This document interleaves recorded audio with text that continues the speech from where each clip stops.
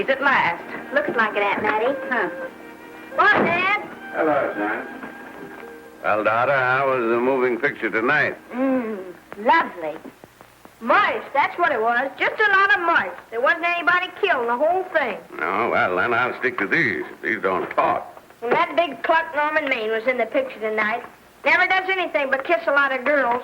Norman Maine is one of the best actors in pictures. You and your movies, that's all you think about. You shouldn't be allowed to go to them at all if you're asking me. Too bad I was so busy in the kitchen. I didn't hear anybody asking you. Hello, Granny. Hello, darling. But of course, no one ever listens to me. They do if they're within 10 miles of you. Gadding around picture shows. House all cluttered up with movie magazines. And the other day, I caught her talking to a horse with a Swedish accent. Sis. We're only young once, you know. Ah, Hollywood. You'd better be getting yourself a good husband and stop mooning about Hollywood. You know what she wants to do? She wants to go to Hollywood. I've known it all along. I've seen her making faces in the mirror and talking to herself. That's what comes of your movies. Why, what would you do if you did go to Hollywood? I'd be an actress. I would, I tell you. I've always known I could.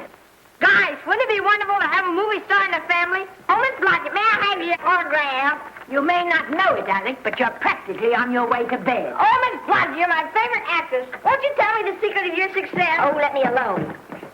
I asked her what's come over you. I'll tell you what's come over her. She's just a silly little girl whose head has been turned by the movies. And the sooner she forgets the whole thing, the better off she'll be. Why will I be better off? What's wrong with wanting to get out and make something of myself? What do you do that's so much better? Just because you're satisfied to sit here all your life, you think you can laugh at me. Well, someday you won't laugh at me. I'm going out and have a real life. I'm going to be somebody. Now, if it was spring, I'd say give her a good dose of sulfur and molasses.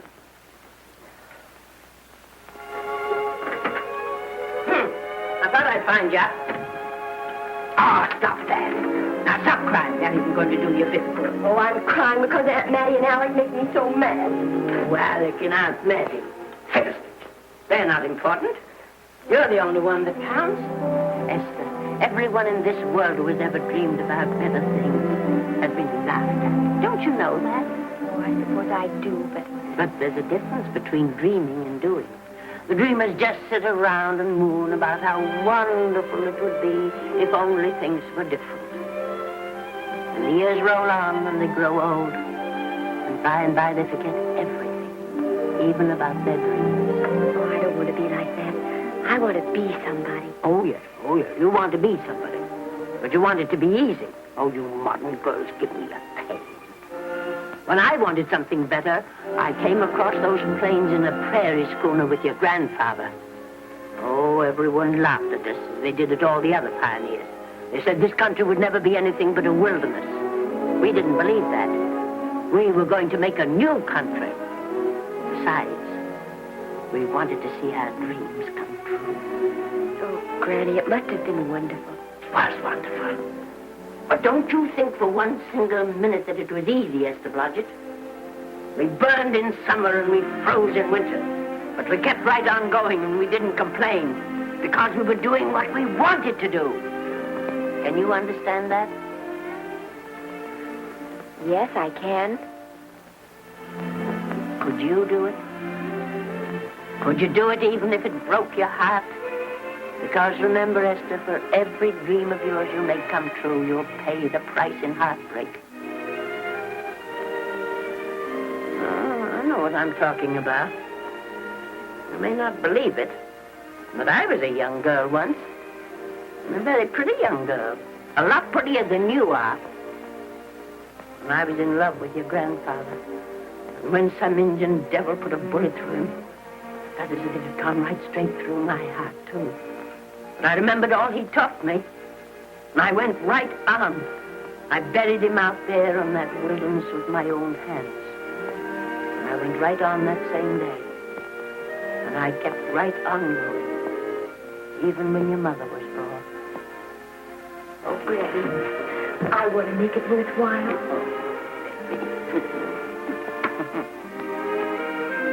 You know, Esther, there'll always be a wilderness to conquer.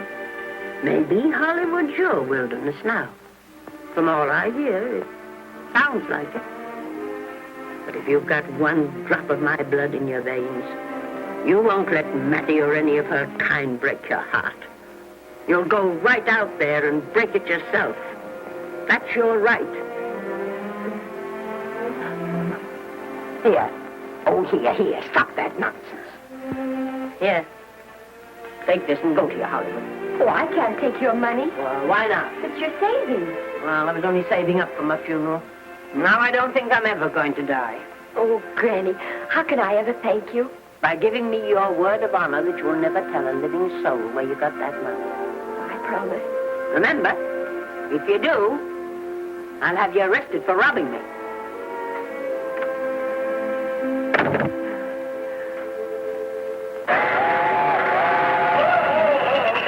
Here we are. Help me, Granny. Oh, I can make it, dear. Oh, thanks.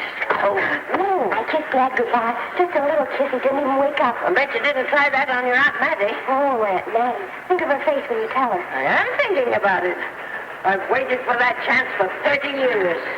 Here she is, girl. Oh, thank you, Cousin.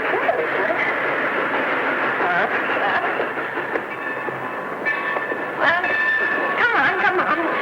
Here's your prairie schooner.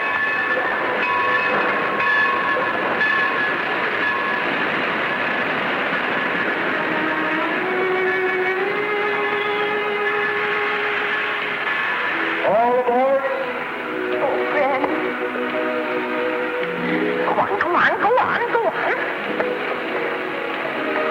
Goodbye, Granny. Goodbye. I'll be waiting for you in those movie pictures. Don't tell Mattie.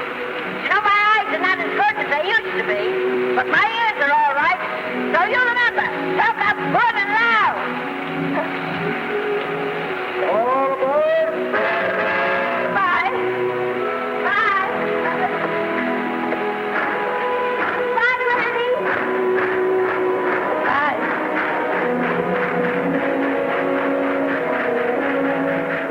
You want to go home now?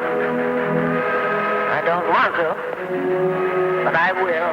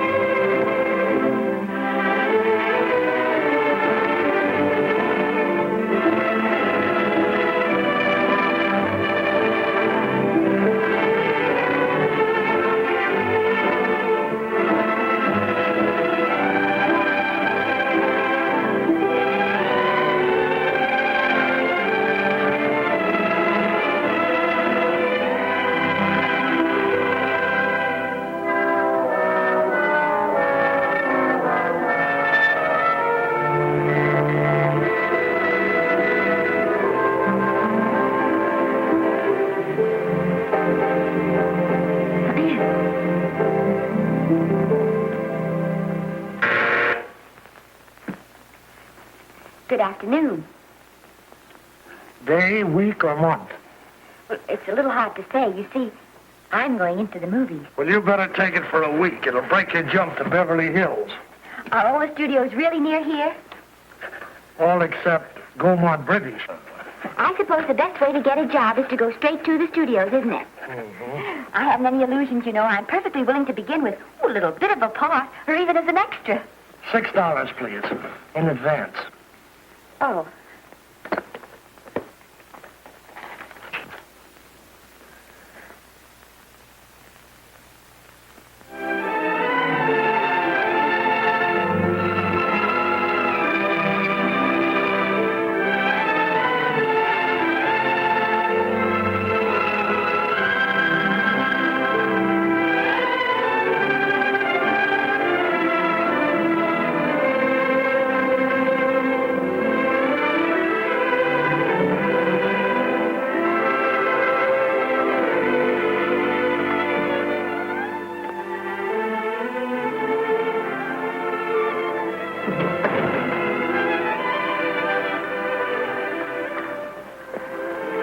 I beg your pardon.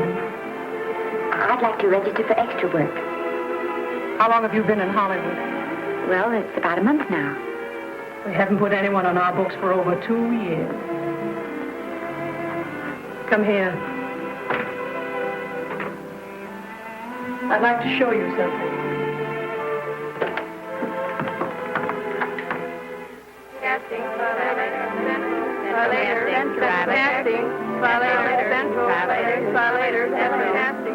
Every time you see one of those little lights flash, it's somebody asking for a job. Every time you hear them say, try later, it means there isn't any job. You can't keep the girls at the switchboard long. They go crazy. Every one of those little lights thought it was going to be a star. Still want to go in the movies?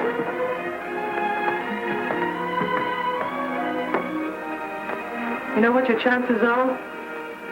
1 in 100,000.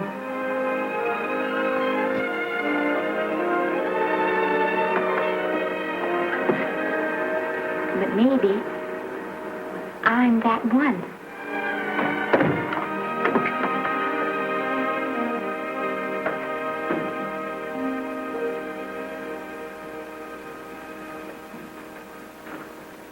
Any phone calls for me, Mr. Randall?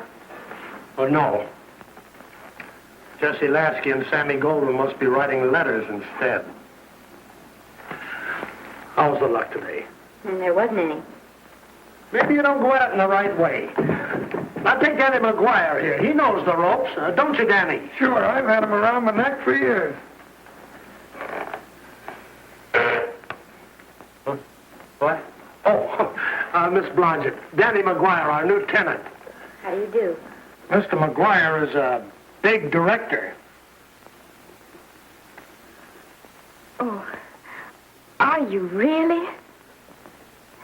Oh, could you possibly use me in a picture, Mr. McGuire? Of course, I haven't had much experience, but I don't think that really matters if you're willing. And I Now really listen, feel that... lady.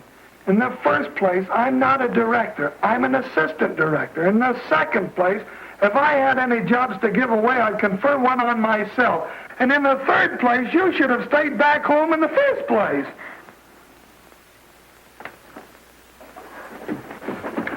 Oh, now look what you've done. Hey, wait a minute. Hey, don't be that way. Don't do that. Gosh, I didn't mean to get tough, but a guy thinks he's being kidded when somebody asks him for a job and he hasn't got one for himself.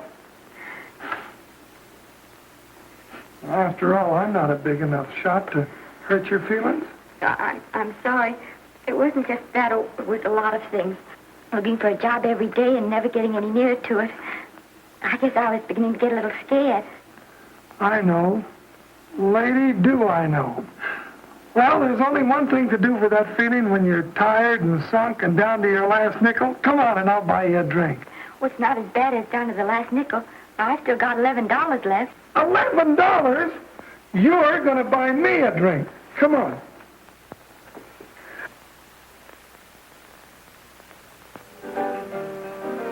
That's right, George. There's nothing like a little rum to take away that milk flavor.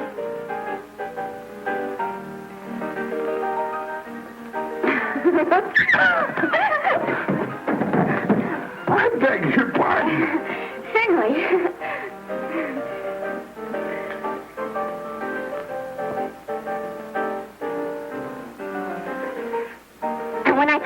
The first thing I'm going to do is see that you direct every picture I'm in. That's my pal.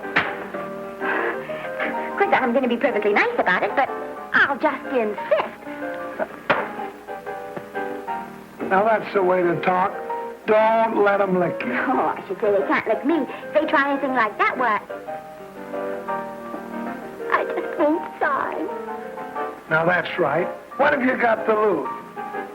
Another one of these and we'll open our own studio.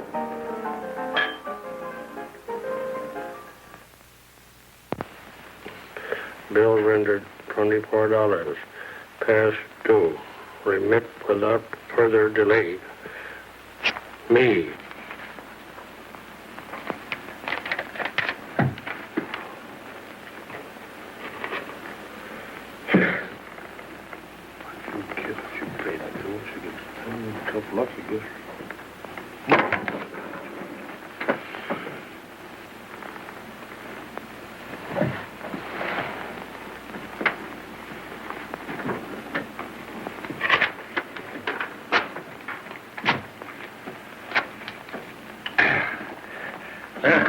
Fifth race.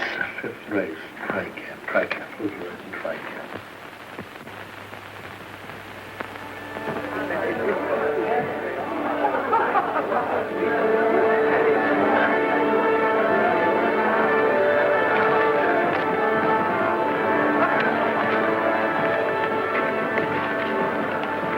Hey, the program's going to be swell tonight. Now, you take this fella Beethoven. I'm a pushover for him. And Chopin, well, he's not so dusty either. But I kind of wish that once in a while they'd play something you could sort of go out whistling, you know, like Blood on the Saddle, Blood on. Well, there's a tune. Hey, why don't you throw your hat in the air or something, can't you? This is a celebration. My job starts tomorrow. I know it does, and I think it's swell, Danny. Gee, I wish you were in on it, too. But, oh, no, it would have to be a war picture. One of those big novelty numbers, a war picture without any beautiful women at the front. Oh, well, something will happen soon. Maybe. Why don't you go home, kid? Oh, Danny, I can't do that. I came here, and I've got to stay. Well, now, if it's on account of money, I can... Oh, thank you. You've given me enough already. Anyhow, this is no time to be worrying. This is a party. Look at all the people. Everybody in the world. Look. That's me in the name.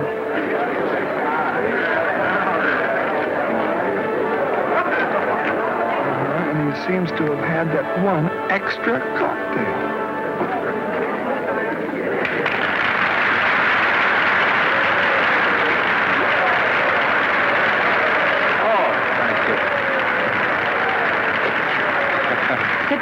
You dope. That's from the orchestra leader.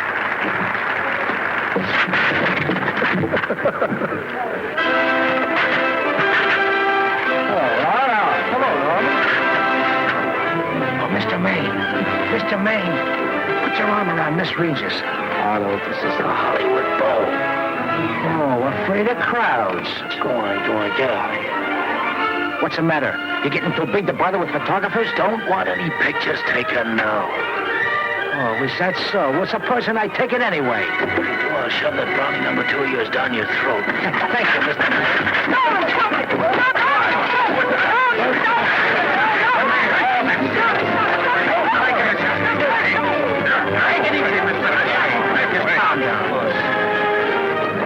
Normie, come back and sit down. Everybody's laughing at you.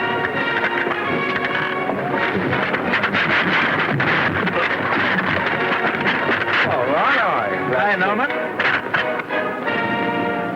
Is he always like that? Well, I suppose he has to sleep sometime. Oh, and he's so wonderful on the screen.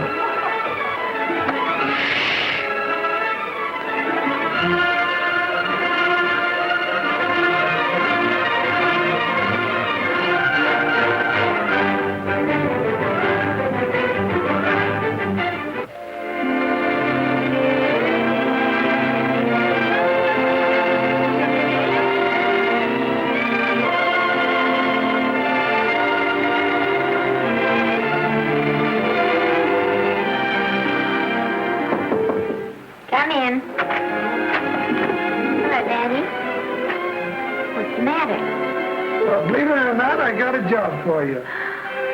Daddy, that's wonderful. When do I go to the studio?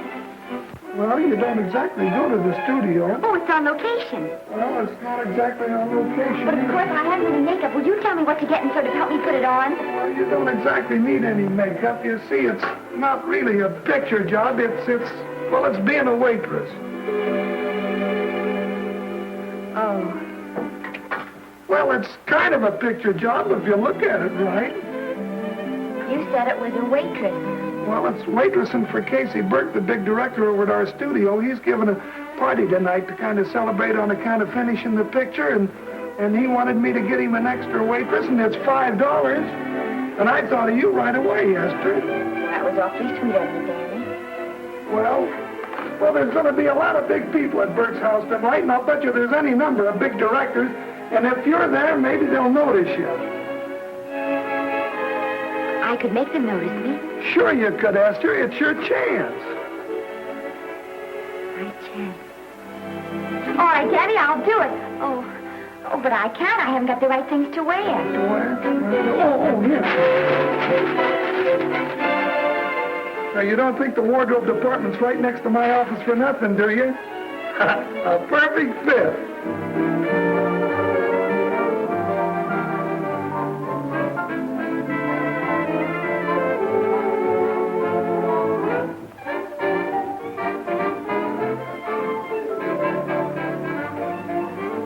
Did you get to the preview last night? I did. Would you like a little hors d'oeuvre? They are very nice. Oh, thanks. But what did you think of the picture? You should have saved it for Thanksgiving. What a turkey.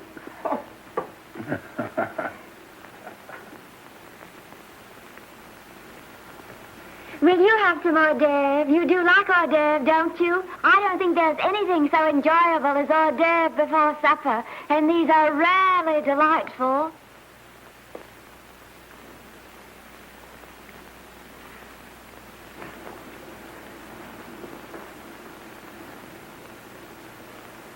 And at the finish, the kid turns around and sings the lullaby to its mother. Pardon the big boys, but would you like a little hors d'oeuvre? They say they're the best in town. Don't tell me. I know. Mae West. That's a great twist. But where are you going to find a 2-month-old baby that can sing? Hello, Oliver. Oh, hello, Casey. You want to fire me now? Wait till you see the picture. I'm not a director anymore. I'm a male nurse. What's the matter with the picture? A guy by the name of Norman Maine. His work is beginning to interfere with his drinking. Oliver, don't tell me I'm to direct his next picture, too. Mm-hmm. You were my favorite producer. Now, wait a minute. You just go right on with your directing. I'll take care of these stars. I know how to handle them. I had a serious talk with Norman after that Hollywood Bowl occurrence, and you don't have to worry any more about his behavior. Excuse me, Mr. Niles. Mr. Libby of your publicity department is on the telephone. He says it's most important, sir. It's about Mr. Maine. Thank you. Oh, it's probably just some little thing. Of course, Oliver. I'll turn on the radio and see if they've called out the National Guard yet. Hello, Libby. What's the good word? Mr. Norman Maine, America's Prince Charming, was apprehended driving an ambulance down Wilshire Boulevard with a siren going full blast. He explained he was a tree surgeon on a maternity case. Well, will it be in the papers? No, it won't be in the papers. But that's a nice, expensive hobby of yours, keeping Mr. Maine's informal entertainments out of the public press. Oh, that's fine work, Libby. Try and see that no one gets to Norman. He's probably home sleeping it off. All of them. Why can't you forget those dopes at the studio for one night? Business, business all the time. I don't know what's going to become of you. Norman, why didn't you call for me? Oh, by golly, why didn't I call for you? In case you've forgotten, I was supposed to come here with you. Oh, that's all right. I got here without any trouble. The only reason I don't slap your face. Yes, darling, I know. Hello, John. Oh, hello, man. What's the matter with Oliver? He looks as if he'd had bad news. Hello, Mary. What's the matter, old boy? Maybe I'm wrong. I guess I've been drinking too much lately. No, you have to cut it down. It's bad stuff. Scotch and soda.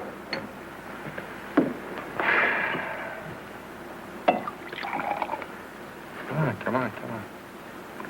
The word, you know, is pronounced Quinn. Bad dialogue, Oliver. I'd rather not watch this. You know best. Soda. Thank you. Oh. Go ahead and say it. I've got it coming to you.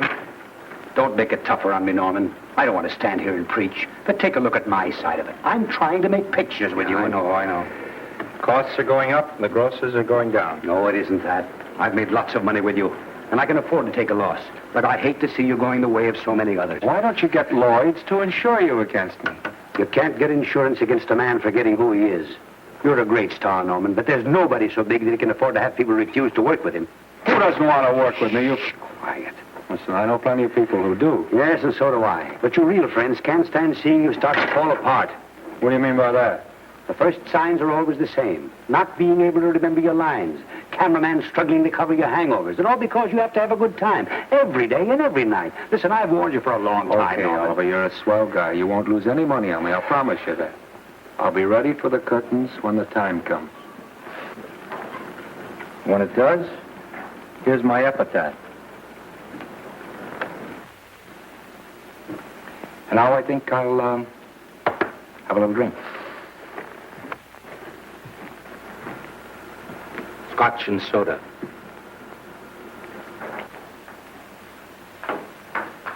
Scotch and soda.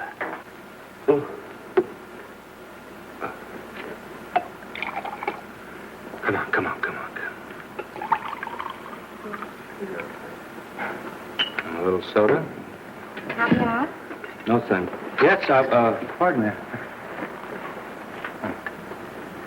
Ah, lovely. No, I mean the caviar. Mm-hmm. No, don't go away. I'm starving. Huh? Really. Which would you take? Well, I don't know. You know? I don't know either. It's hard to choose. I think I'll take caviar. Mr. Maine doesn't care for any more. Do you know me? No. No, Normie doesn't care for any more. I think I shall get very drunk indeed.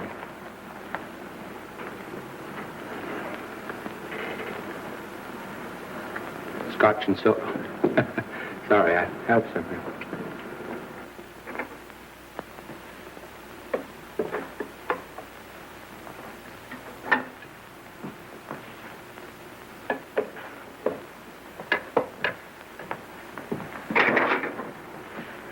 Oh. Mind if I help?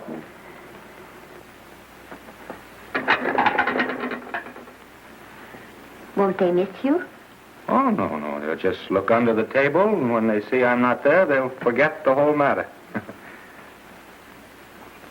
Hey, what's your name? Esther Blodgett. My name's Maine. I know. You do? Ah. What's so funny? I was just thinking about all your fans and how surprised they'd be to see you here helping me put plates away. Oh, they don't know my finer side. They'd be pretty envious of me, meeting you this way in person. Oh, you do? Well, tell me, are you disappointed? Yes. Oh, now you've done it. Oh, never mind that. That makes the room look lived in. Tell me, why are you disappointed? I was sitting behind you at the Hollywood Bowl the night you didn't want to be photographed. Yeah. I'm told I crept into many a heart that night. Oh, I can never explain this. You know, you have very pretty hair. You'd better get out of here. And a sensitive mouth. And a charming little Precisely why you're here instead of with the rest of the guests. I'm just trying to be helpful. I see. Are you sure there's no other attraction? Well, it might be that my old mania for putting plates away is coming back on me. It's rather odd. I always know where I can find you if there's a pretty girl around. It's not only odd, it's embarrassing. You're being deliberately insulting, Norman. I put up with this long enough. Dear, don't lose your temper. Remember, we must try to keep the voice low. I know you'll excuse us if we go on with our work.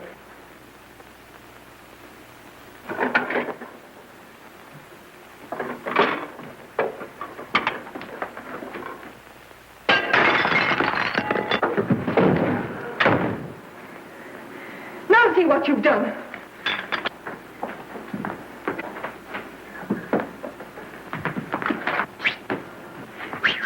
Come here.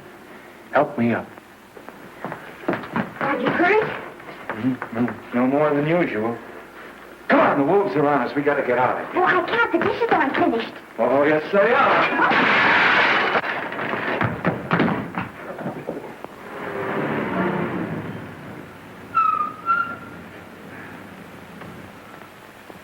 Well, I bet I know what you're going to say now. What?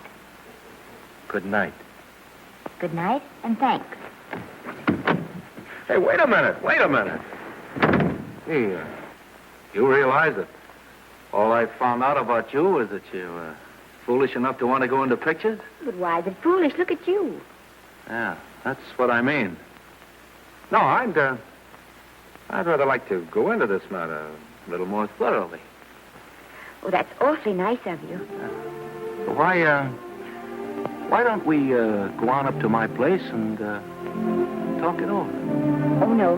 Thank you very much, but I really must say good night. Good night.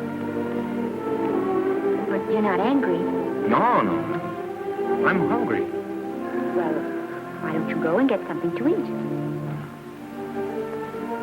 Good night, Miss Blodgett. Good night, Mr. Maine. Wait a minute. Peter, the least I can do is to see you to your door. Will I see you again? I hope so. Has anyone ever told you that you're lovely? Well, now you know. Thank you.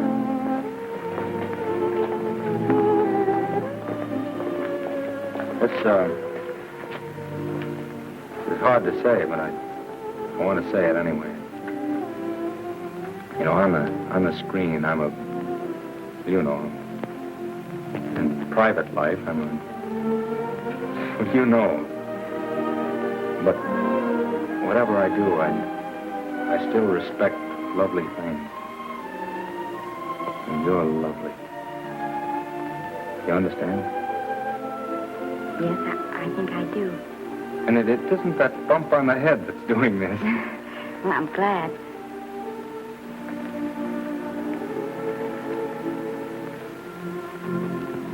Good night. Good night.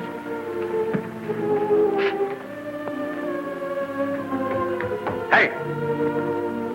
You mind if I take just one more look?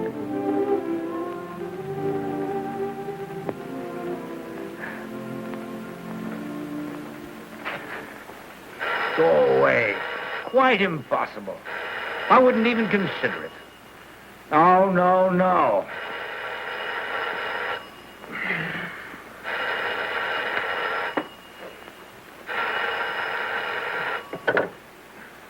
Hello? Who is it? Who? Norman? What have you done now? You're not in jail, are you? Oh. Yes, I see. Oh, it's that again. I see. She's beautiful. Yeah, I know. You want me to give her a screen test? Yeah, certainly. She's got wonderful possibilities. Oh, you know she's got something. Well, you knew all the other ones had something, too. Oh, no. I tell you, Oliver, she's got that sincerity and honestness and sincerity and honestness that makes great actresses. Oliver, I am so sure of this girl that I want to take the test with her myself. Listen, Oliver, you've worked hard. You're entitled to a break. You get...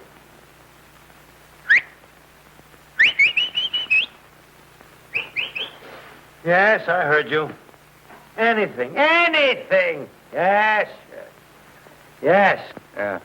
Oliver, look. You try to get a little sleep now, old man. Right. All right, boy. Good night. Now tell us.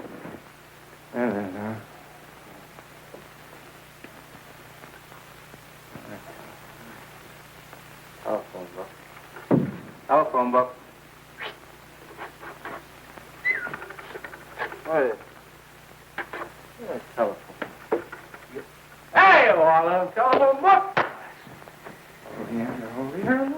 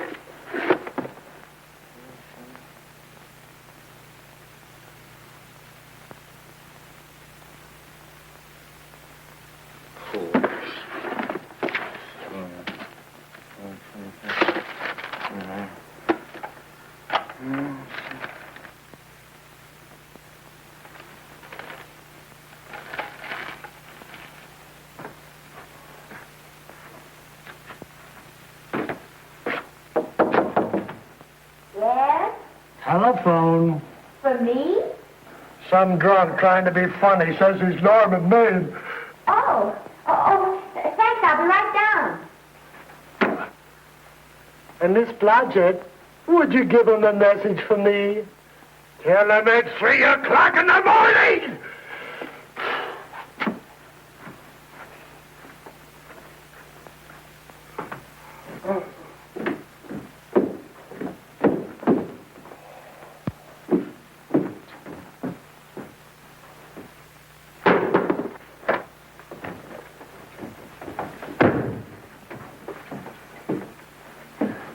Hello? What? Oh. Oh. Oh. Oh, yes. I'll be there. Oh, thank you.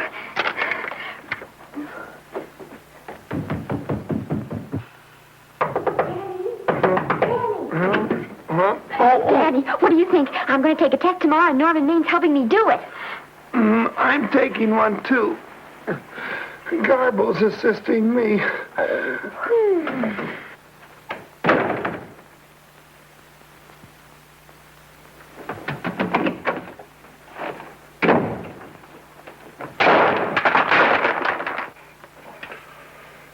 Oh.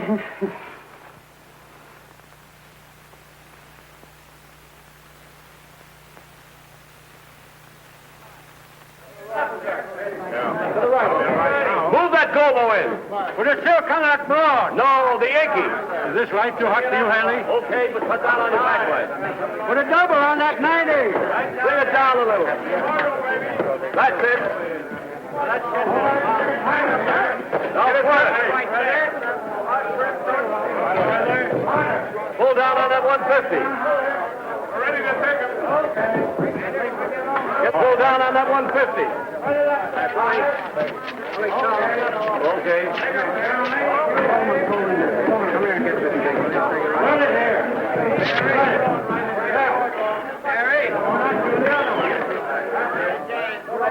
Bring me an apple box. Listen, gentlemen, please, if you don't mind. This is just a test. Ready, Mr. Burke? All ready, Mr. Burke. Ready, Mr. Burke. Ready now, Mr. Burke. All ready, Mr. Burke.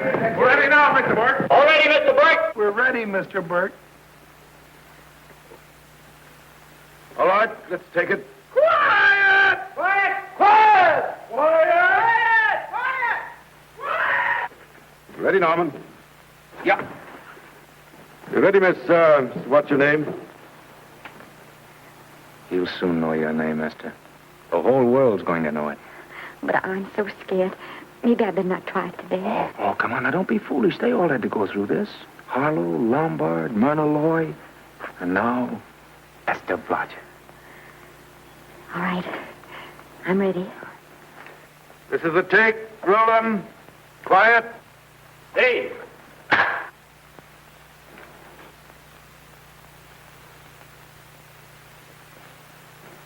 I may as well tell you that my whole organization thinks I've gone a little nuts to sign you. Well, maybe they're right. I've been nuts before. You see, all the experts seem to think that your type is a little mild for present-day taste. But I rather believe that tastes change, like eyebrows. And I think that also, like eyebrows, tastes are going back to the natural. You look like a nice girl.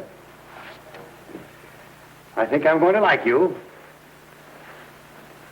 That's not important. I think the public will like you. That is important. Oh, yes. I see what you mean. I mean, I know it is. Only don't think it's going to be easy. Nothing you really want is ever given away free. You have to pay for it. And usually with your heart. Someone else told me that once. But you still have to work it out for yourself. Oh, well, all this is just a long way of saying, I'm glad you're with us and good luck to you. And now I'm going to turn you over to our demon press agent, Libby. Don't let him frighten you. He has a heart of gold, only harder. And for the love of Pete, learn to close your mouth and keep it closed, even in your love scenes.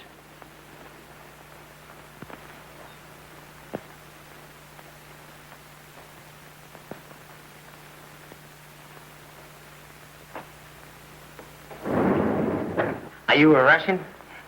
No, I was born in Fillmore, North Dakota. Oh, no. First saw light of day in a mountain cabin, a trapper's hut, high up in the Rockies. Go on. Well, I always wanted to be an actress. Dreamed of footlights as Lonely Kitty. Are you sure there's no Russian in your family? Positive. That's a shame. Well, what does your father do? He's a farmer. Social registerite father. Fed up with hypocrisies of 400, sought wilderness for consolation. There, amidst the mountain flowers, he raised another blossom. His lovely little daughter. What's your name? Esther Victoria Blodgett.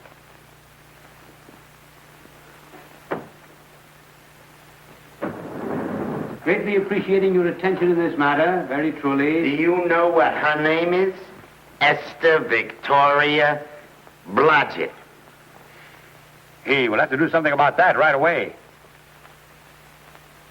Esther Victoria Blodgett. Well, that Blodgett's definitely out. Let's see, Esther Victoria, Vicky. How about Vicky? Oh, I think that's terribly cute. Let's see, Vicky. Vicky what? Vicky, pronounced Vicky. See, Esther, Besta, Sester, Desta, Festa. Oh, that's very pretty. Jester, Hester, Desta, Lester. Vicky Lester. Oh, I like that. Say it. Vicky Lester. Say it again. Vicky Lester. Say it again. Vicky Lester. Say it. Vicky Lester. Say Vicky Lester. Vicky Lester. Vicky Lester. Vicky Lester. Vicky Lester. Flash. Oliver Nile Studio discovers new starlet, a Cinderella of the Rockies. Her name is Vicky Lester. Those who have peeked tell me she couldn't be more divined. The face of an angel and such natural talents. Her voice is a symphony. Her very walk, they tell me, is enough to drive men mad. Not that way. Get the lead out of your feet. Lift them up.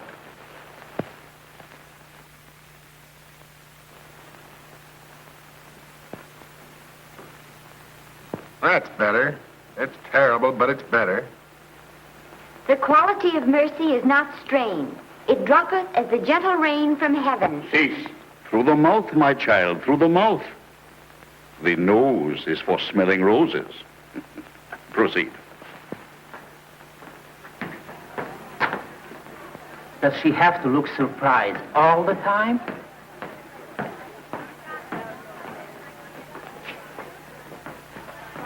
Anyway, it's just a rough sketch.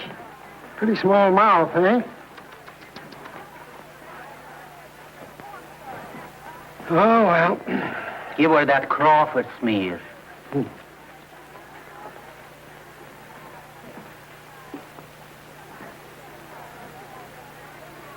This'll give her that Dietrich. Yeah.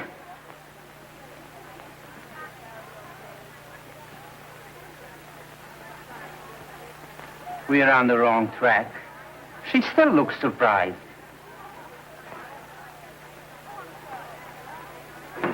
Listen, dress people. We're shooting on the set this morning, not in the commissary. Now, come on, snap into it.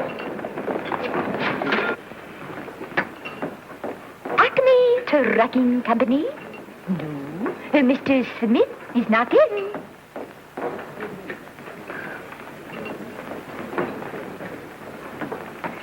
Acme Trucking Company. No. Mr. Smith is not in.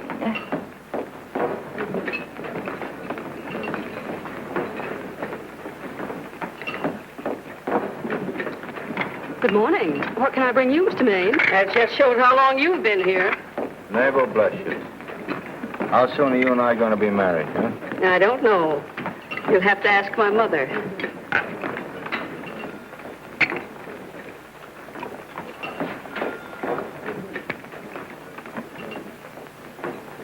Acme Trucking Company? No, Mr. Smythe is not in. Acme Trucking Company? No, Mr. Smith is not in. Acme? No, Smith ain't in.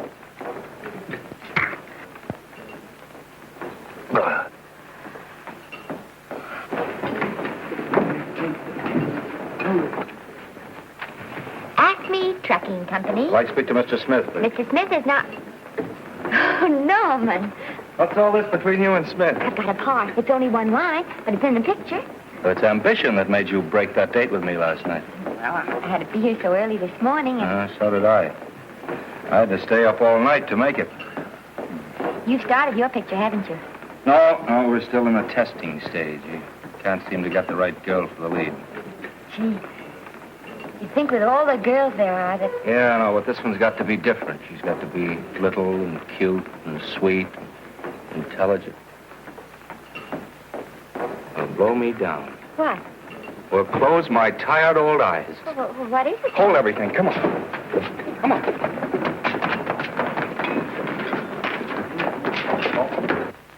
Had you been through the whole casting directory? I work day and night, Mr. Niles. And I'll work with her, Oliver. And I can be mean or nasty or anything you want, Mr. Niles.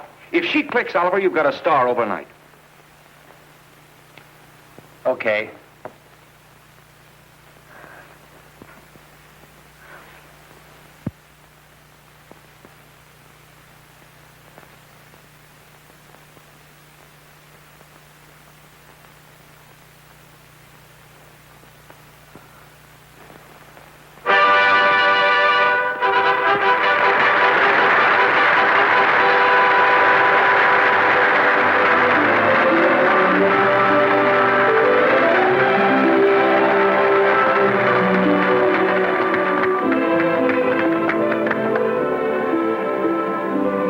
Wait till you hear them at the end of the picture.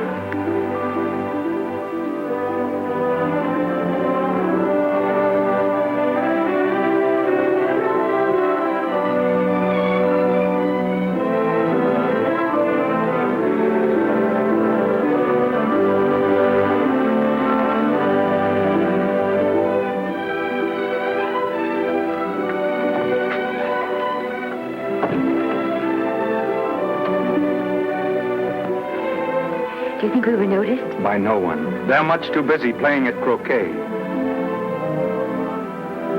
I've loved you all my life. But we only met 2 days ago. That's when my life began.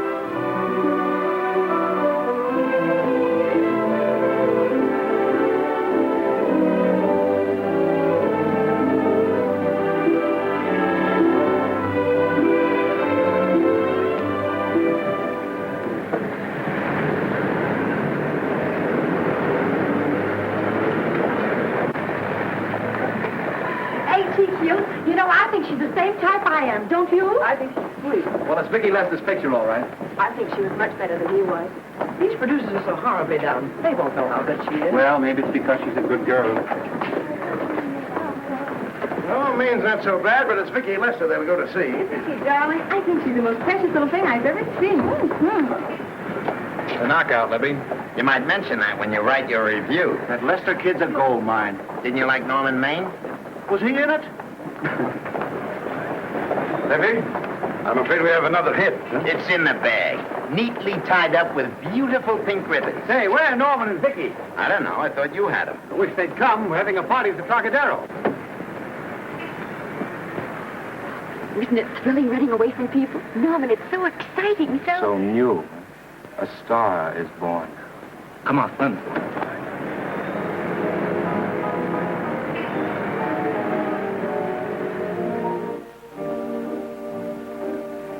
It's wonderful, isn't it? Crazy quilt. Oh. It's a carpet that's spread for you.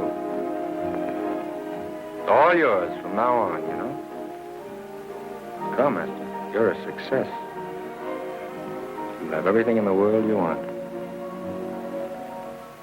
I hope it'll make you happy. Hasn't it you? But then there was one thing I never had. Lots of times I told myself I'd found it, but I always knew I was lying. Still, I never stopped looking for it. Maybe it'll come. Well, I think it has come, Esther. I only wish it went too late. Oh, but it's not too late. No, you can't throw away your life the way I've thrown away mine and have anything left that's good enough. No. You can. Norman, you can. You mustn't tell me that, Esther. I'm so afraid that I'll believe it.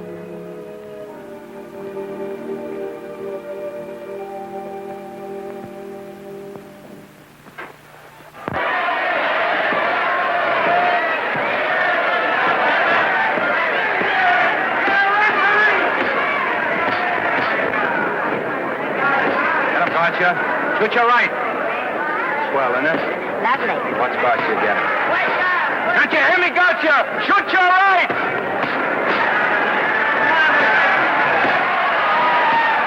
He's down. Gotcha got him. Gotcha got him.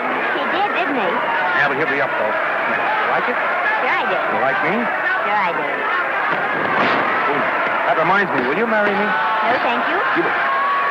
Come on, Gotcha. Finish him. Why won't you marry me? Wasn't that dependable? Hey, shoot your right. Throw away your money? Break him up in there. Break him up. Drink so much. Well, suppose I quit drinking. Yes? Come on, Gotcha. Shoot the right in there. The right. Suppose I save my money. Yes? There he goes. Let him have it. Suppose I became absolutely dependable on all occasions. Yes?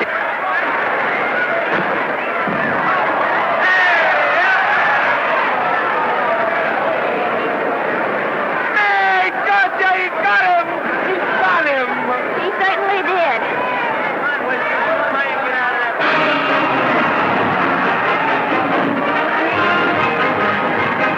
Gee, that's a beautiful fight. Norman, What there? would you do all that for me if I said I'd marry you? No, certainly not. I was just supposing. We're going to be married. Guess I didn't read that line right. I'll try it again. We are going to be married. Both of us. Yeah, to each other. What do you think of that? Well, when? Where? Well, we thought we'd elope in the conventional manner. What's the matter? It's trying to decide whether it's good for the studio. Is it? It is. And bless you, my children. When's it going to happen? Oh, we thought we'd just sneak out sometime. We're not telling anyone but you. Listen to this. The screen's ideal romance blossomed into breathtaking reality today when Vicki Lester and Norman Maine, America's dream lovers, slipped quietly through the portals of holy matrimony. How does it sound? Horrible. But you see, we're going to elope. Sure you are. It'll be the biggest elopement this town ever saw. We'll get a tie-up with the Army, have you escorted all the way down to Yuma by 20 of their new bombing planes. Is he going with us? Don't you think we can work this thing out better alone? No sense in bothering the happy couple with all the details. I'll see to it that you get a carbon copy of the whole layout. I can hardly wait. I'm sorry we didn't realize that we were in the way. While you're settling the details, you don't mind if I take this woman out and buy her a ring, do you? Sure, go ahead. We want everything legal. That's a charming match. A nice girl like Vicky. And public nuisance #1. Now, wait a minute, Libby. Norman's all right. And if you'll pardon my pointing, Vicky's business is her own. It doesn't require any comments. I wasn't making any comments. I just said it was a rotten shame. So go ahead and plan the elopement. Oh, that elopement stuff is out. You can't get any scope in that. We're going to have a wedding. Where'll we have it? Customary place, I believe, is a church. Nah, it's been done. This has got to be something big. The beach. I can visualize it. The bridesmaids in bathing suits. 20,000 Santa Monica school children spelling out the word love. It's a novelty, but is it big enough? Why not the city hall? A police escort of every motorcycle cop in town. Sirens screaming, confetti pouring out of buildings like the Lindbergh reception in New York, only on a big scale. What's the matter? Isn't it big enough? And now if any man can show just cause why these two may not be lawfully joined together, let him now speak or else hereafter forever hold his peace. Do you, Alfred Henkel, take this woman as your lawful wedded wife? Will you love, comfort, honor, and keep her in sickness and health as long as you both shall live? I will. Do you, I beg your pardon. Do you, Esther Blodgett, take this man as your lawful wedded husband? Will you obey, serve, love, honor, and keep him in sickness and health as long as you both shall live? I will. Place the ring on her finger. Hurry, please. Now, by virtues of the power invested in me as Justice of the Peace of San Bardo Township, County of Los Angeles, I pronounce you man and wife.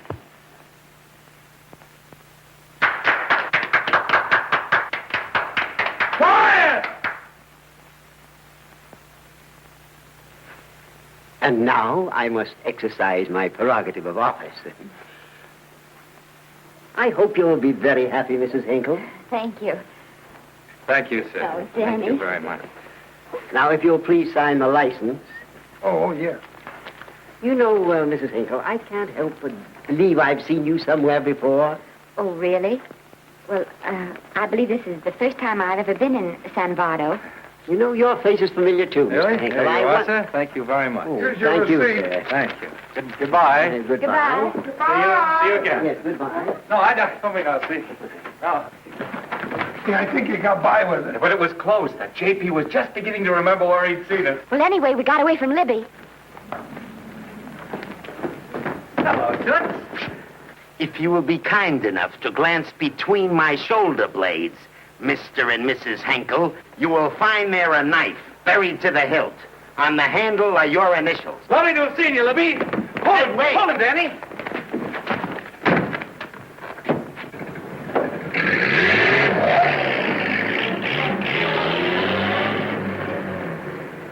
There go a couple of rats I raised from mice.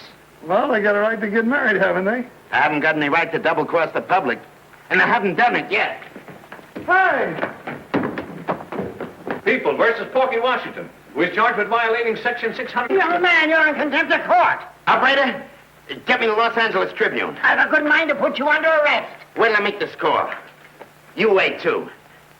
Tribune, give me the city desk. Johnny, this is Matt Libby. I got a flash for you. Norman Maine and Vicky Lester were married at 2:30 this afternoon. Vicky Lester? Court recess.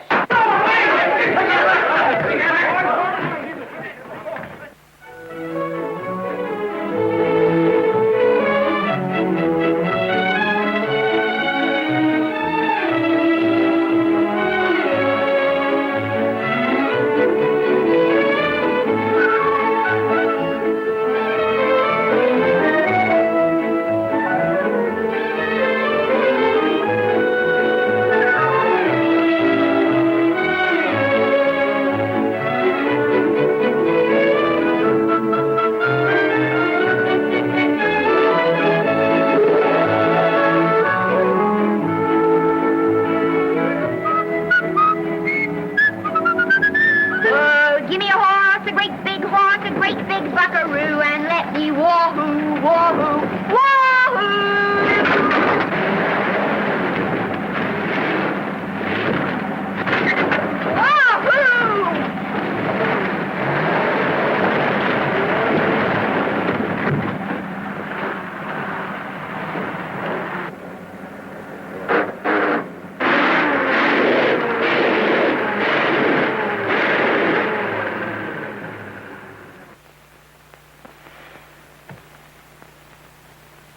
Wahoo!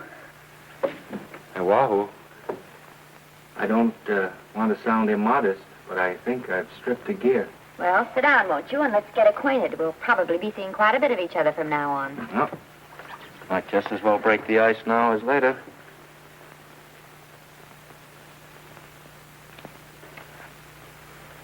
Now we're old friends. Hey, have I got time for a shower before dinner? Plenty, if you can find the shower. I never can remember where that thing is. Does it pull out or slide under? Here, I think I can find it. Nope, it's the linen closet. Here it is. Nice work. Oh, half the time those things are just luck. I'll see if I can disinfect this steak.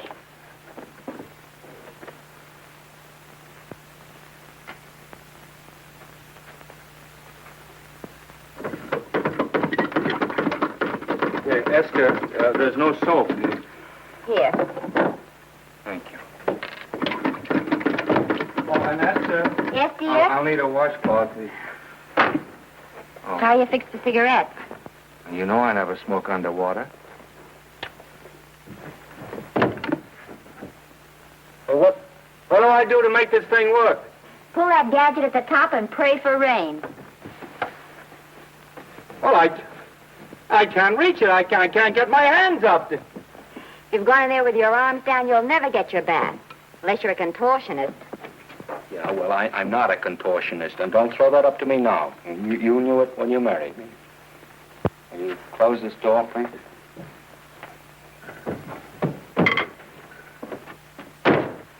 Thank you.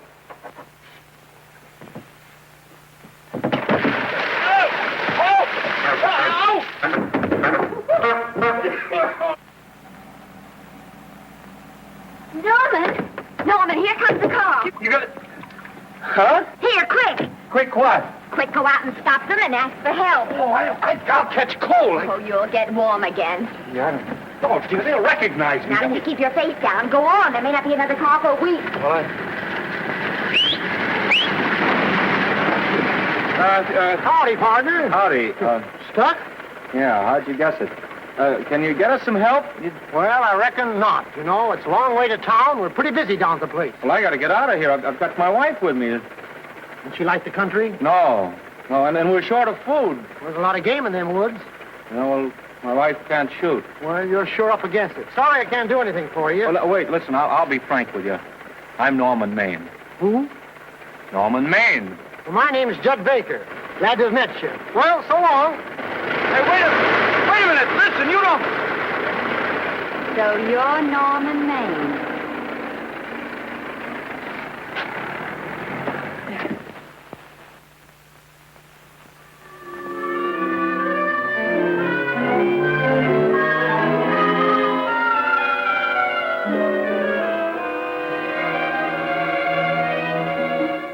I got my prestige to look out for.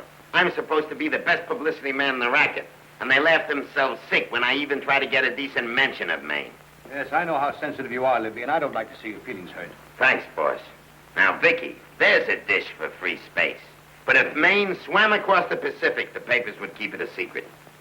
Well, the exhibitors don't like him, the critics don't like him, the public don't like him, and I don't like him. Who likes him?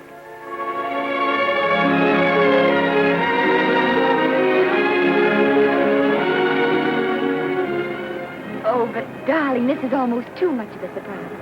And there I was in my touching innocence, thinking we were going to live at the beach house. Oh, we'll still keep the place at Malibu. But this is special. This is our castle. It used to be in the air, you know? Well, we'll never use any ugly words like contracts and pictures and careers. When we come in those gates, we'll check the studio outside. Come on, I got another little surprise for you.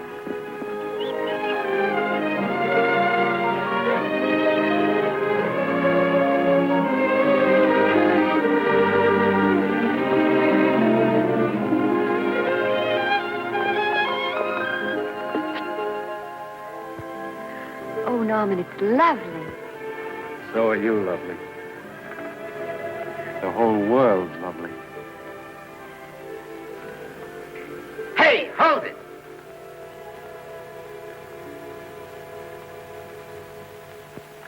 That's it. Caption: their honeymoon never ends. All right, let's get some pictures. Now, if the bride will sit here and the groom stand behind her, we'll have something unique. Now let's go after something different. You sit down and she'll stand up. Pretty radical, isn't it? Yeah, but in a nice way. Okay, Otto, fire. Caption: their honeymoon begins anew. Ah, the producer. Caption: their honeymoon ceases abruptly. Hello, Oliver, glad to see you. Norman, I'm glad you're back. Thank you. Vicky, how well you're looking. Hello, Oliver. Am I interrupting? Yes, thank you. Just want a couple more pictures. That's enough of both of them. What they're asking for is exclusives of Miss Lester. Alone. Oh, I see. Well, come on, Oliver, let you and me get exclusive. See you later, Vicky. Oh, don't worry, Otto. My camera smashing days are over. They ain't your only days that are over. Oh, hold that, Miss Lester. Gorgeous. Well, Oliver, how's the dividend situation? Very pleasant. I think we'll show $2 million on the next quarter. Oh, smart move of mine to sell my stock, eh? Oh, well, when you need money, you need it. Well, some people save up for just such an event. You know, there's bound to be a rainy day occasionally. Yeah, but as a citizen of California, I've always refused to admit that. Yes, I know, but still it does rain. Well, anyway, you can thank me for some of those dividends of yours. Mm-hmm. Oh, can't you? Oh, sure. That was a little too quick, Oliver. The matter, the Enchanted Hour was a smash hit, wasn't it? Well, it made Vicky a star overnight. Yes, it should have. What about me? Oh, let's talk about business at the office, Norman. Beautiful pool you have here. Beautiful. Oh, now let's talk about it here. Didn't they like me? Well, maybe the pot wasn't just right. That was the best part of the year.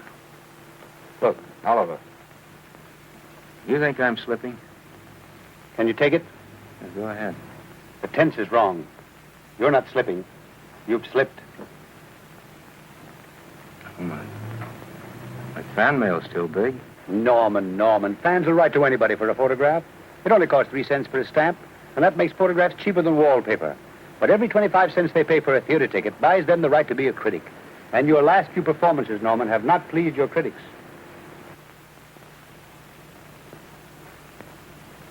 You remember I told you I'd be ready for the curtains when the time came? Here it is. Let's call off the contract, no hard feelings. We're not quitting, either of us. There's no explaining these things. We've all seen how the public turns. Maybe we can turn them back. I've got a swell script lined up for you. About Esther. If you think that I'm going to get in her way... Well, as a matter of fact, as it happens, there's no part in this story for her. I'd more or less planned to star her in a picture of her own. With that young Pemberton opposite her. He's coming along nicely. Good for young Pemberton. All right, Oliver. We'll make a try at it. Let's hope it's not too late.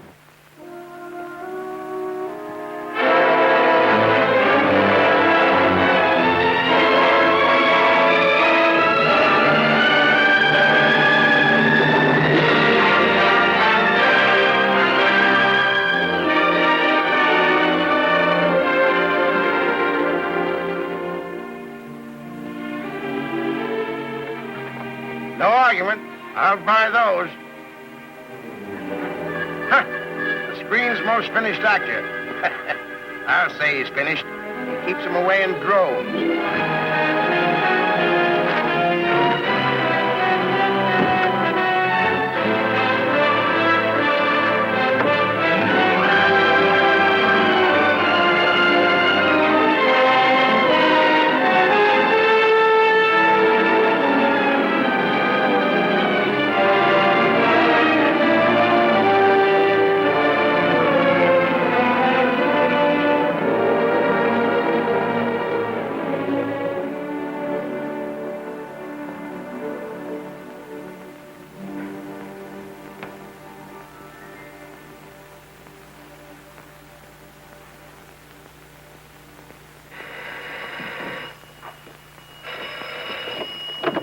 Hello?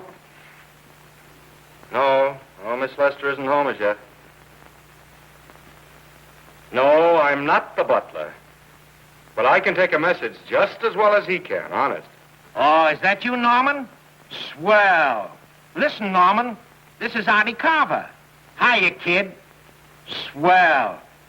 Say, I hear you're through with Oliver Niles. Is that on the level? Please, Artie, I'm not news anymore. Forget it. Say, what kind of a settlement did you make on your contract? Give me a figure so I can do a story on it. There was no money involved. We just called it quits. Okay, I'll fill in my own figure. Say, by the way, I've been trying to get an interview with Vicky for 2 weeks, but she's always busy. How about you giving an old pal a break by speaking to her for me? Sure, I'll ask her. Swell. So long.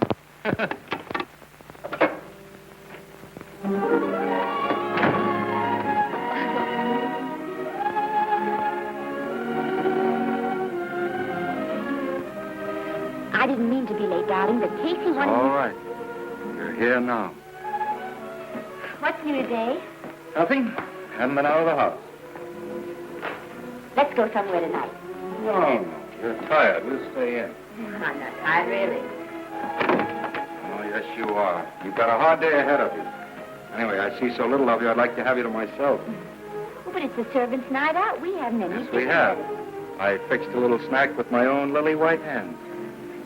I'm learning to cook in my spare time. Then I think I'll marry you. I get it. You want to make an honest cook of me. Comes in on wheels in this joint.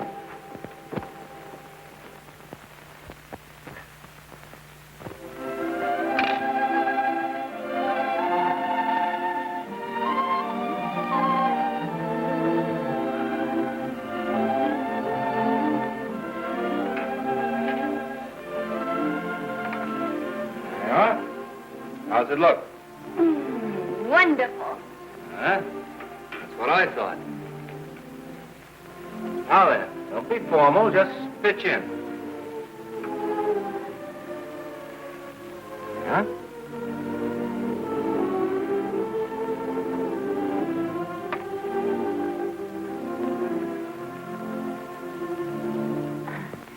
I'm afraid my mouth's not quite big enough. I'll measure it next time and make them to size. A little hard to lift, too. In fact, I think I'll take those measurements right now.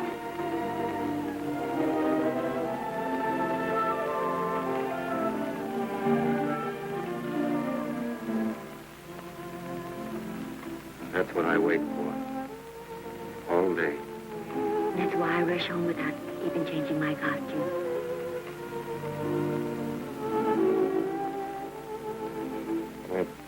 We're forgetting that we're hungry. Would you like a sandwich? Thank you. I still have a little work on this one.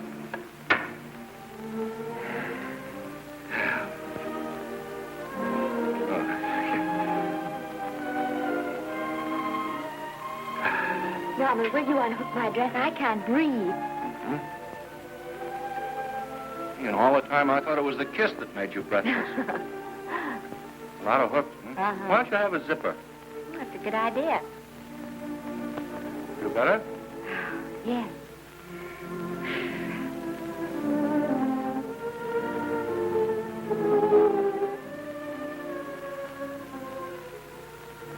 Don't look now, but I think that guy on your left is in love with you. I hope so.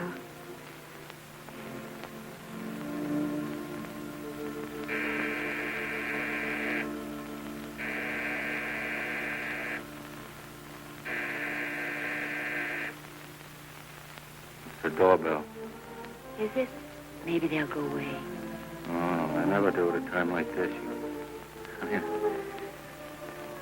Just a minute, dear. I'll be right back.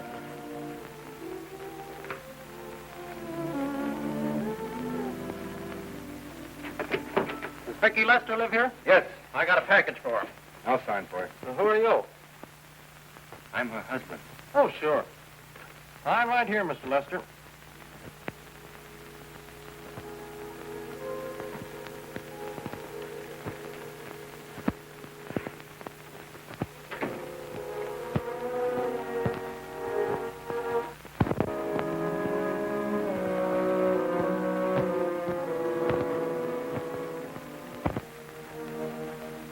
package for you. Oh, by the way, I forgot to tell you, they want you for a benefit at Shrine Auditorium next Wednesday night. I told them I'd ask you. And, Oh, darling, I don't want to hear about that now. well, you better wait till I finish before I forget them all. The Academy dinner secretary phoned. She wants to know if you want a table reserved for you. Oh, yes, Artie Carver called and asked if I'd use my influence with you to get him an interview. I told him I'd try. That was all, I think. Oh, Norman, let's don't talk about those things now. We're forgetting the wonderful food you prepared. Well, I'm not very hungry now. I think I'll fix me a little drink. No.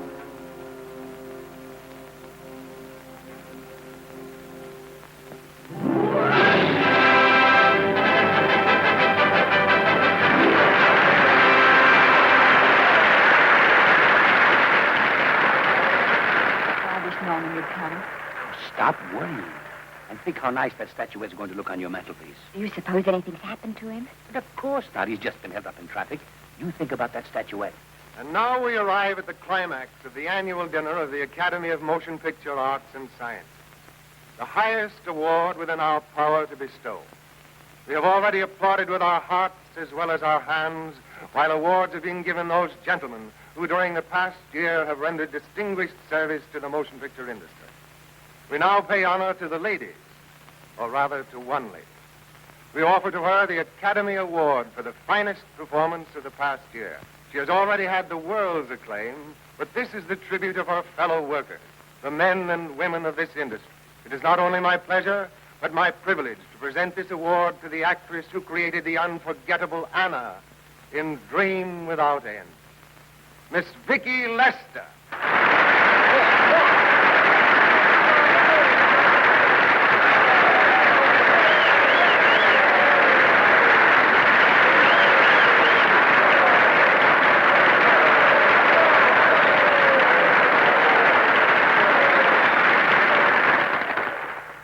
What more can we say, Miss Lester?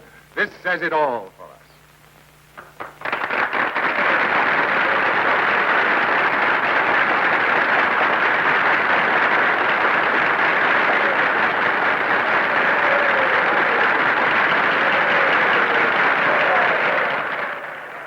Ladies and gentlemen, when something like this happens to you, and you try to tell how you feel about it, you find that out of all the words in the world, there are only two that really mean anything. Thank you. All I can do is to say them to you from my heart. All I can do is to keep on saying them. Hey, that's fine. All this thing. That's a very pretty speech, my dear. Very pretty. You said the right thing. I want to be the very first one to congratulate you on that valuable little piece of bric-a-brac. Now I want to make a speech. Gentlemen of the Academy and fellow suckers, I got one of those once for a best performance. They don't mean a thing. People get them every year. What I want's a special award, something nobody else can get. I want a statue for the worst performance of the year. In fact, I want 3 statues for the 3 worst performances of the year, because I've earned them. And every single one of you that saw those last masterpieces of mine knows that I've earned them. Libby, start the music. What I'm here to find out is, do I get them or do I get them? Now answer yes or no.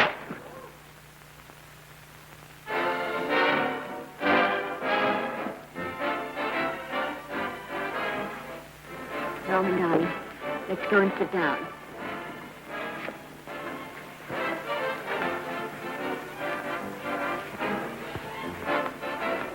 Come on, Norman, sit to that.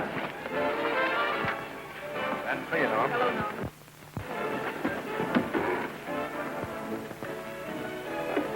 Well, Norman, how are you? Hi, Oliver. My dear, do let me congratulate you.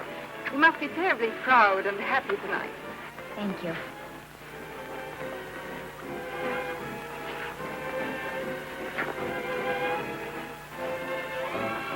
Somebody give me a drink.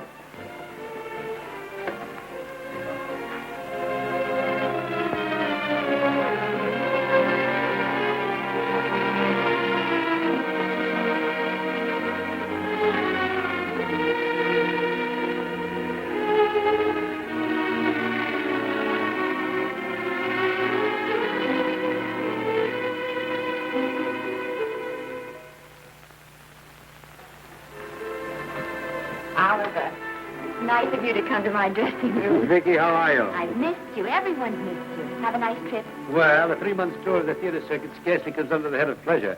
But the way they're screaming for your pictures all over the country. Miss Lester, if I may talk shop, you are a knockout. Thank you. It's good to hear that. You've been crying. A little. How's Norman?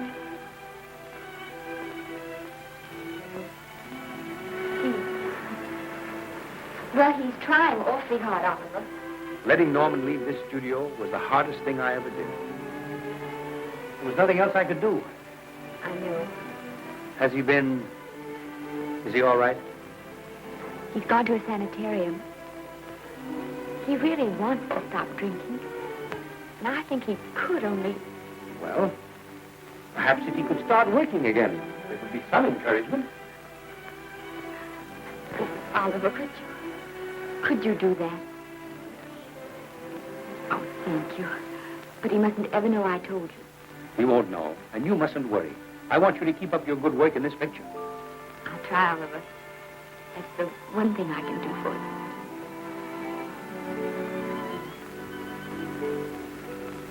you. If you'll just sit here, Mr. Niles, I'll have Mr. Maine brought down. Thank you. Brought down.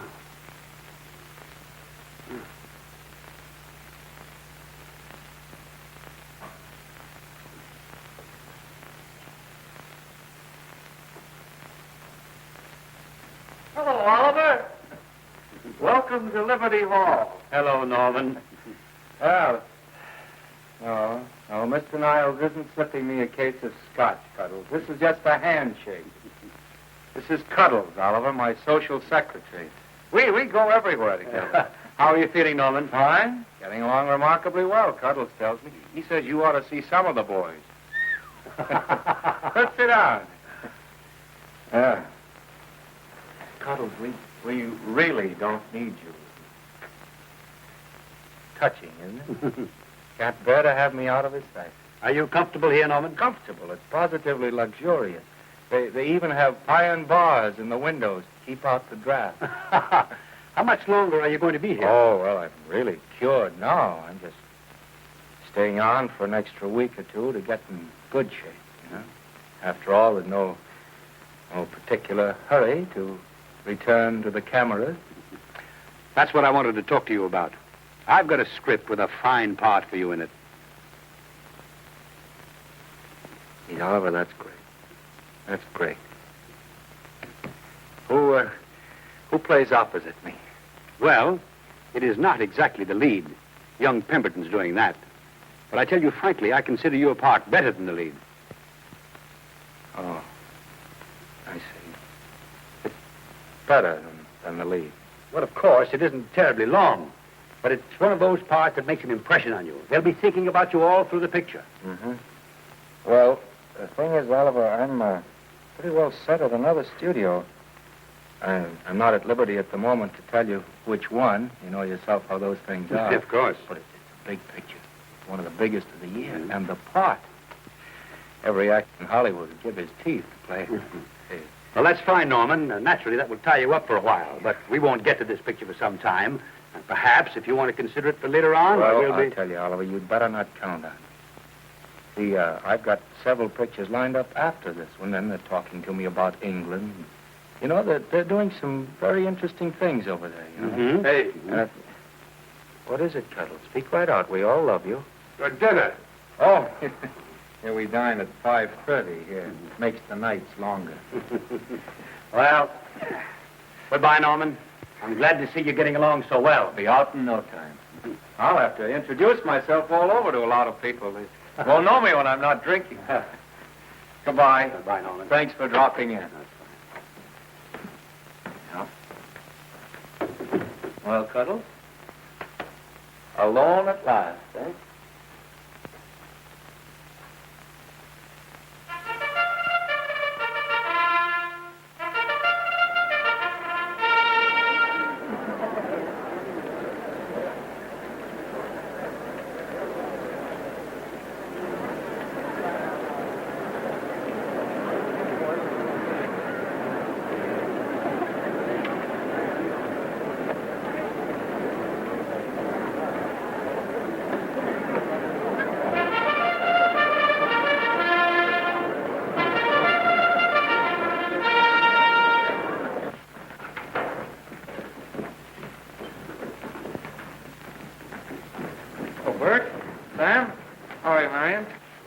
Hello. Hello.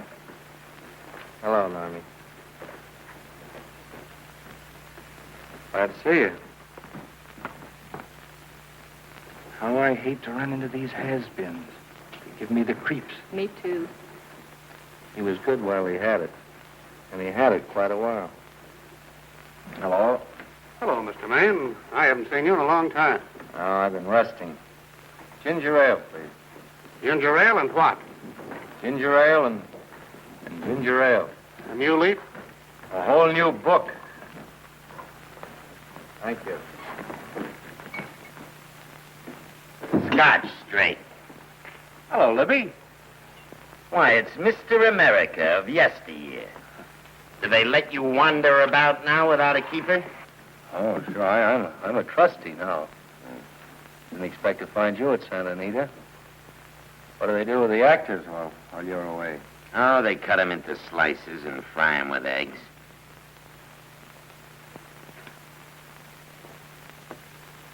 I suppose you'll be here all the time, now that you've retired from the hurly-burly of the silver screen. Well, we're living down in Malibu now and pretty lonesome with Esther away working all day. Well, I wouldn't squawk about that if I were you. It's nice to have somebody in the family making a living. Oh, wait a minute, Louis. I don't want to forget that we're friends. Friends, my eye. Say, listen, I got you out of jams because I had to. It was my job, not because I was your friend. I don't like you, and I never have liked you. Nothing made me happier than to see all those cute little pranks of yours finally catch up with you and land you on your celebrated face. Pretty work, Libby. Always wait till they're down, then kick 'em.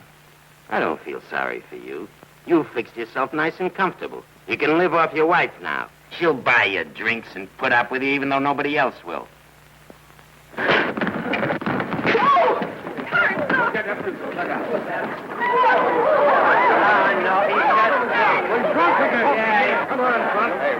a minute. Come on outside for you, wise guy. I'm Norman Maine. Well, that's not my fault. Oh, don't bother to toss him out. He's harmless. All right, Mr. Libby, if you say so. Sure, let him go. What can he do? He can't fight any better than he can act. Norman Maine. Oh, he's drunk again. Why, he's been drunk for years.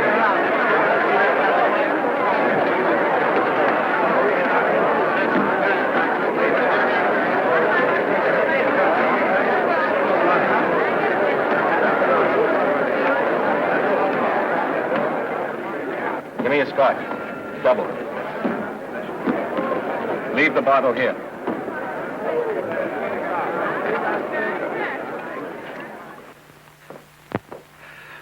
Vicky, you'll be ill. Why don't you try to get a little sleep? But he's been gone 4 days. 4 days and not a word.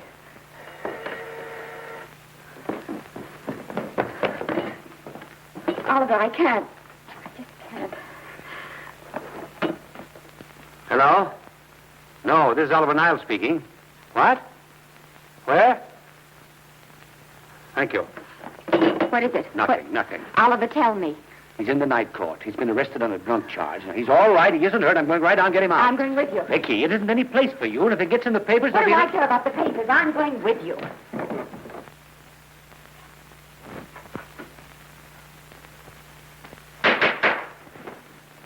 Division 30, Municipal Court, County Los Angeles, now in session. The Honorable Judge J. Parrish presiding. Be seated, please. Was you able to do anything? Judge wouldn't even see me. Ready, Your Honor.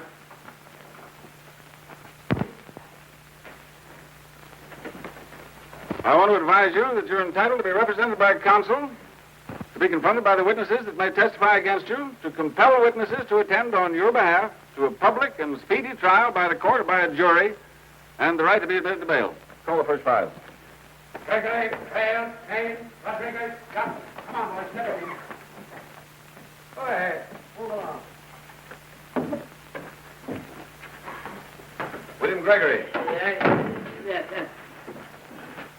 Plain drunk, picked up at 5th in town. Asleep in the gutter. 14 similar offenses in the past 6 months. Still at it, Gregory. How do you plead? I don't feel so bad. I didn't ask you how you feel. I asked you how you plead. Guilty, I guess. When did you get out the last time? Just before Christmas. Well, I'm sorry you'll have to miss New Year's. You'll be out in time for Washington's birthday, 60 days. Milton Rails. Plain drunk, picked up on Brooklyn Avenue, given treatment at receiving hospital, then removed to jail. How old are you, Rails? 17, sir. Did you take a good look at those men in the cell with you last night? Yes, sir. And have you taken a good look at yourself this morning? Oh, no, sir. Well, I suggest that you do. $5 or 2 days. Sentence suspended. Oh, Judge. Alfred Henkel, more commonly known as Norman Maine. Drunk and disorderly. Cracked car into tree at Sunset and Coronado. Evidently been drinking for days. Resisted arrest and injured one of the arresting officers. How do you plead? Guilty. You're Norman Maine, the actor, aren't you? You've come pretty low, haven't you? There isn't a man here who's had the advantages you've had. Look what you've done with them. You're nothing but an irresponsible drunk, driving about the streets with the power to inflict death or injury on innocent people. I think we'd better deny you that power for a while. 90 days in the city jail. Please wait.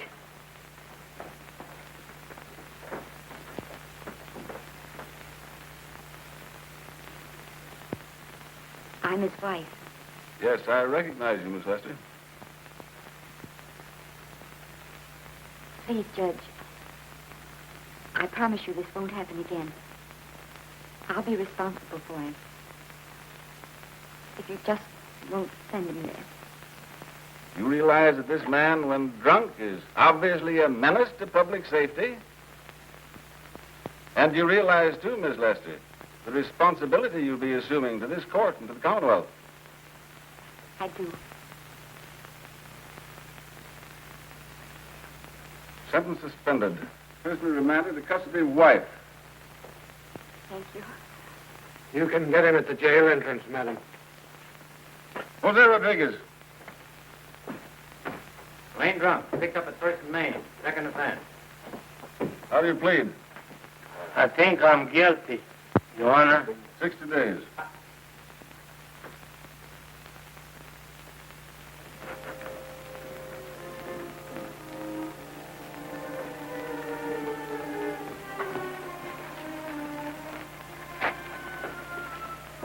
Yeah, I'm so tired. Hold it, Mr. Maine. The picture. Oh, no. What about a statement for the press? Oh, no, please.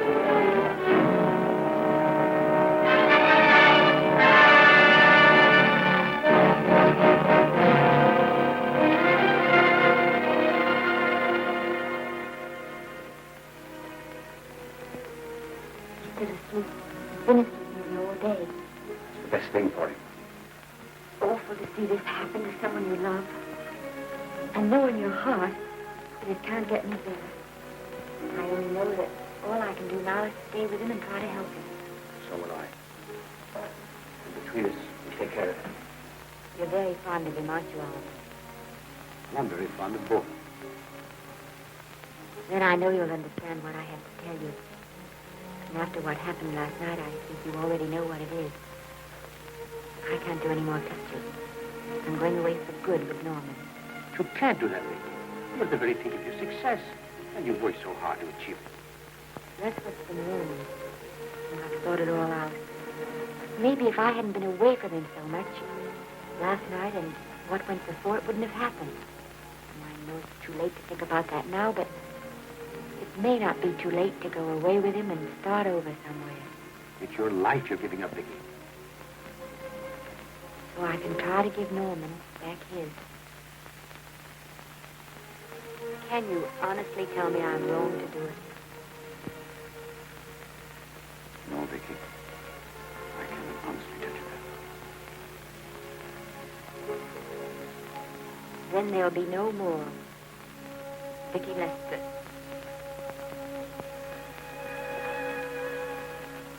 Come on, walk to the door with me.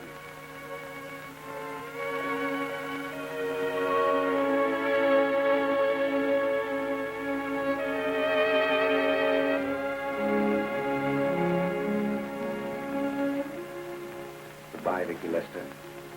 You were a grand girl. Good luck, Mrs. Norman Maine.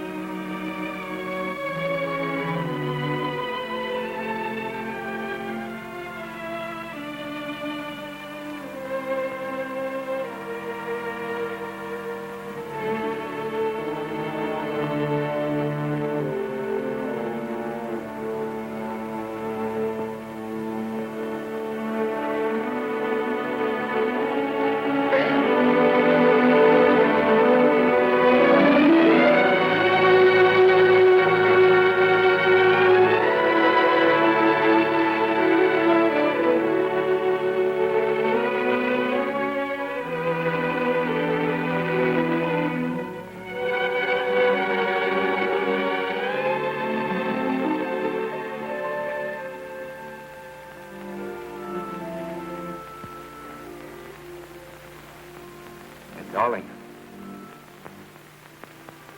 this is Maine coming in to apologize again. Oh, I'm sorry, dear, but it isn't you. What other troubles have you got? None. I was just playing a scene with myself. Now look, I'm just coming out of the jitters and you're just going into them. This is a swell household. Isn't it? I'll tell you what we'll do. I'll promise to brace up if you'll go on the wagon. I guess I have been drinking too much. You know what I'm going to do? I'm going to be an athlete. You mean with great big muscles and everything? Well, roughly speaking. Gonna join the YMCA? I trust too much. I'm going wading out in our front yard. No. Sure. Would you like me to go with you? Sure, if you'd like to. No, Miss, I don't think I will. It might spoil this beautiful, natural wave. Yeah, I guess that's right. But, darling, look, could you have a hot toddy, some hot soup for me when I come back? Some hot soup? And I'll make some of those nice sandwiches. No, Miss, do you have to?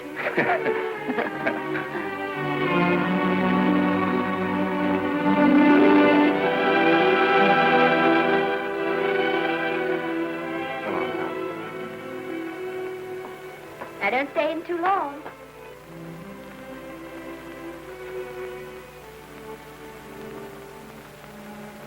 Hey! Mind if I take just one more look?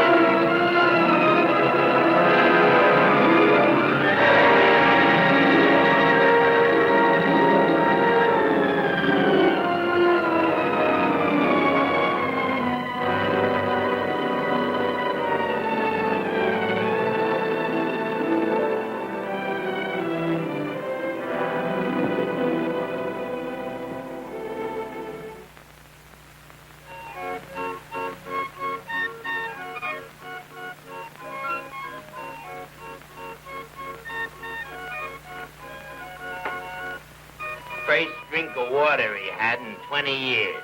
And then he had to get it by accident. Pardon. How do you wire congratulations to the Pacific Ocean?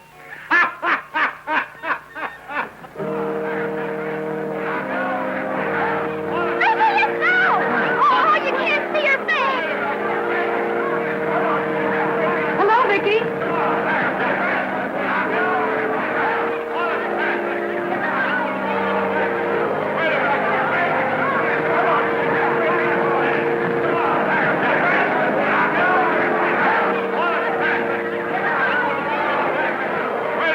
Can't you? Come on, Vicky, let's see your face. Vicky, will you sign my book for me? Write this is Norman May. Don't you care, Vicky. You get over it. Amber, can't you? Don't you cry, dearie. He wasn't so much.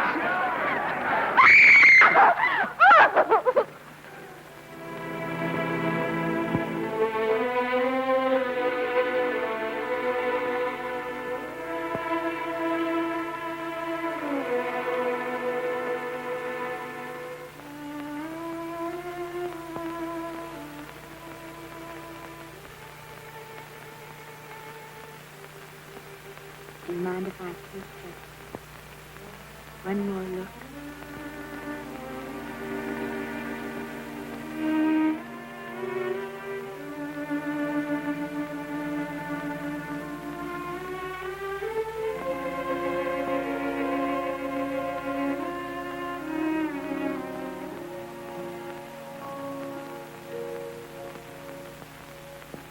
Here are the paychecks for the servants, Graves. You'll find a very nice bonus in each one. Miss Lester asked me to thank you for your kindness and service.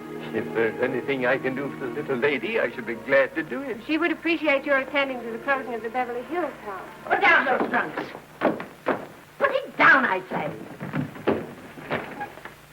Well, where is she? In the bedroom. Who are you? I'm her grandmother. Get up.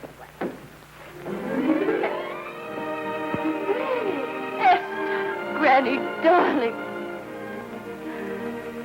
Oh, I'm so glad to see you. What made you come? Oh, I know when I'm needed. Now get out of here. Go on. Get out of here, all of you. I want to talk to my granddaughter alone. I came just as quickly as I could. But I'm going home. I sent you a wire yesterday.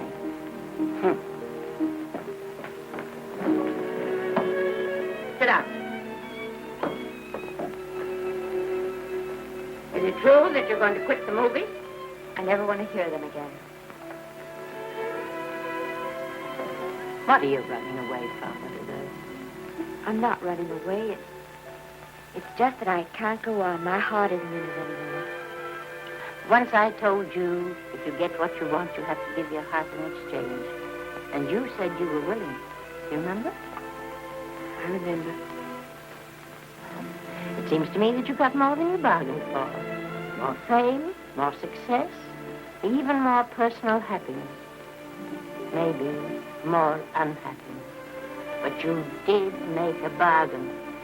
And now you're whining over it. I don't think I'd feel so very proud of myself if I were you, Esther. I'm not, Granny. But my mind's made up. Oh, and I'm sorry I gave you the money to come out here to just waste. Oh, but Granny... I was proud of you, Esther. I was proud to be the grandmother of Vicky Lester. It gave me something to live for. Now I haven't any. I know. Oh, I want to be strong, but I can't go on. You must. Tragedy is a test of courage. If you can meet it bravely, it will leave you bigger than it found you. If not, then you'll have to live all your life as a coward.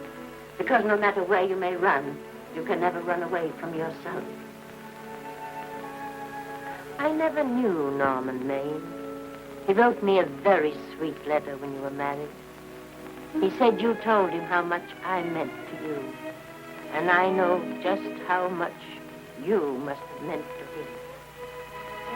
You know, Esther, I can't believe that wherever he is, he can be very happy, knowing that his death broke the spirit of the little girl he praised me so highly for raising. And I can't believe that he can be very proud, knowing that all his great love did for you was to make you a quitter. The car is ready, Miss Lester. We'll have to go now to make the train.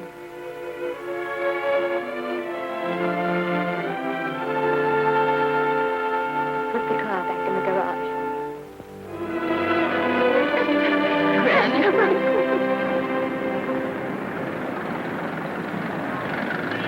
The entire picture industry has come to the Chinese theater for this opening tonight.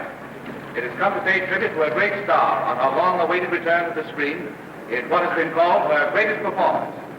It has come to pay tribute to the girl herself. The girl who has won the heart of Hollywood. The girl who has won the heart of the world. Miss Vicki Lester. And if I'm not mistaken, Miss Lester's car has just driven up. Yes, it is she.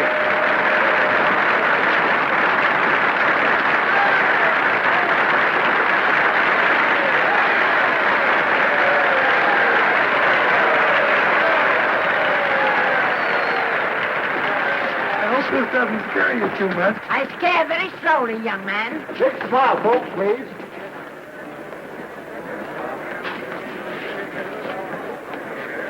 They'll have your mug, your face, plastered across half the papers in the country tomorrow.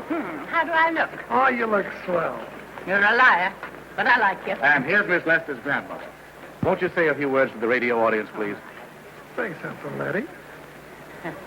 You know, we've got a thing like that back home where they all listen in on, but we call it a party line.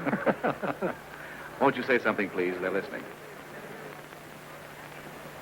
Maybe some of you people listening in dream about coming to Hollywood. Maybe some of you get pretty discouraged.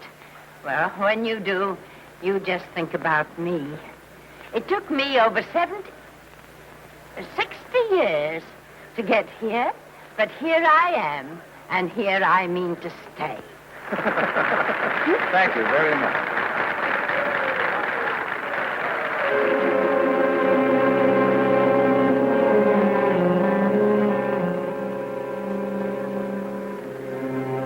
Miss Lester. This microphone is on an international hookup. Throughout the world, your fans are hoping that you'll say a few words to them.